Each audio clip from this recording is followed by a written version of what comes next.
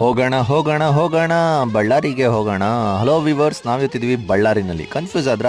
Hello Kannadigas, ನೀವು ನೋಡ್ತಾ ಇದ್ರ ತುಮಕೂರು ತಿಂಡಿ ಪ್ರೋಗ್ರಾಮ್. ಕ್ರಿಸ್ಪಿ ಮಂಡಕ್ಕಿನ ಟೇಸ್ಟ್ ಮಾಡೋದಕ್ಕೆ ನಾವು ಇವತ್ತು ವಿಸಿಟ್ ಕೊಟ್ಟಿದ್ವಿ SS ಪುರಂ ಡೆಡ್ ಅಂಡಲ್ಲಿರೋ ಸಖತ್ ಫೇಮಸ್ ಅಂತಲೇ ಹೇಳ್ಬೋದು ಲಕ್ಕಿ ಬಳ್ಳಾರಿ ಮಂಡಕ್ಕಿ ಚಾಟ್ ಸೆಂಟರ್. ಇಲ್ಲಿ ಕ್ರಿಸ್ಪಿಯಾಗಿರೋ ಮಂಡಕ್ಕಿ ಸಿಗುತ್ತೆ. ಇದಕ್ಕೆ ಈರುಳ್ಳಿ, ಟೊಮ್ಯಾಟೊ ಮತ್ತು ನಿಂಬೆಹಣ್ಣು ಕೂಡ ಕೊಡ್ತಾರೆ.